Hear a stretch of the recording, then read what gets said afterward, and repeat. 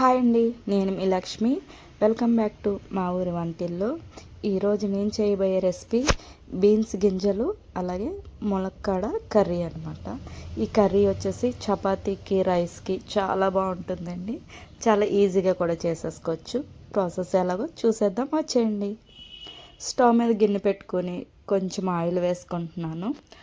Oil వేడైన తర్వాత cut చేసి పెట్టుకున్న ఉల్లిపాయ, పచ్చిమిర్చి వేస్తున్నాను. ఇందులోకే మనం కొంచెం సాల్ట్ వేసేసుకొని ఒకసారి కలిపేసుకొని ఇవి బాగా మగ్గించుకోవాలి. ఇవి మగ్గేలోపు మనం మసాలా ప్రిపేర్ చేసుకుందాము. మిక్సీ జార్ తీసుకుని ఇందులో అల్లం వెల్లుల్లిపాయ వేసాను నేను.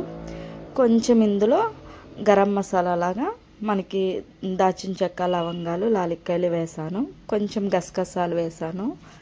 అలాగే జీలకర్ర, కొంచెం ధనియాలు వేస్తున్నానండి. కొంచెం ఇందులోనే మనం కొబ్బరి కూడా వేసుకోవాలి. టేస్ట్ అయితే చాలా బాగుంటుంది. కొబ్బరి కూడా వేసేసుకొని ఇది బాగా పేస్ట్ చేసి పెట్టేసుకున్నాను. ఈ లోపల మనం ఉల్లిపాయలు చూస్తే మగ్గిపోయినాయండి. నేను టమాటాని అలాగే ప్యూరీ చేసి పెట్టుకున్నాను.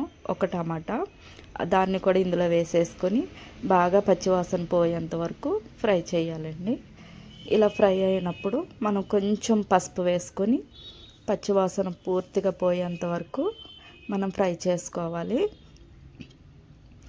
ఫ్రై అయిన తర్వాత మనము ఏదైతే మనం సోయాబీన్స్ గింజలు తీసి పెట్టుకున్నామో ఆ గింజలను వేసేయాలండి. ఇవి నాకు చిన్న చిన్నవే దొరికినాయి కాబట్టి నేను ఉడికించకుండానే డైరెక్ట్గా వేసేసాను.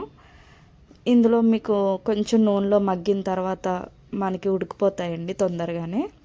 ఇందులో ములక్కాడ కూడా వేసేస్తున్నాను. మీరు పెద్దవి కనుక తీసుకుంటే కనుక అవి తొందరగా ఉడకవు.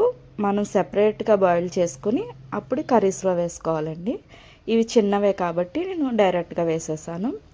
ములక్కాడ కూడా వేసేసిన తర్వాత ఇవి కొంచెం బాగా ఫ్రై అవ్వాలండి. నూనెలో అన్నది మగ్గాలి.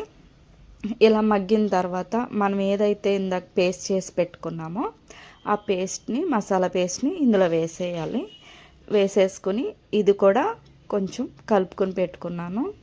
ఇప్పుడు రుచికి తగ్గట్టు కారం వేస్తున్నానండి. కారం వేసేసుకొని ఇది కూడా మొత్తం ఒకసారి కలిపేసుకున్న తర్వాత కొంచెం ఇది కూడా పచ్చివాసన, మసాలా కూడా పచ్చివాసన పోయేంత వరకు ఫ్రై చేసుకొని ఇందులోనే కొంచెం వాటర్ వేసుకుంటున్నానండి. కర్రీకి సరిపడా వాటర్ వేసేసుకొని ఒకసారి కలిపేసుకున్న తర్వాత ఇందులోనే మనం రుచికి తగ్గట్టు సాల్ట్ వేసేసుకుంటున్నాను నేను.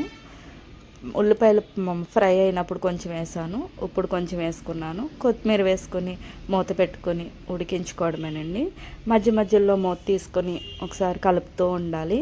గ్రేవీ అన్నది దగ్గరికి వస్తుందా అని చెప్పి చూసుకుంటూ ఉండాలండి. లాస్ట్లో కొంచెం నేను గరం మసాలా యాడ్ చేశాను.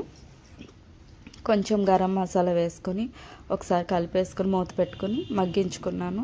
మీకు గ్రేవీ రెడీ అయిపోయింది, చూసారా? అంతేనండి. లాస్ట్లో మనం కొత్తిమీర వేసుకొని దింపేసుకోవడమే.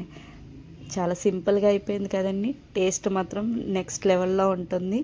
మీరు కూడా ట్రై చేయండి. ఎలా వచ్చిందో కామెంట్ చేయడం మాత్రం మర్చిపోకండి తప్పకుండా. Thank you. నా ఛానల్ని ఇలాగే ఫాలో చేయండి. థ్యాంక్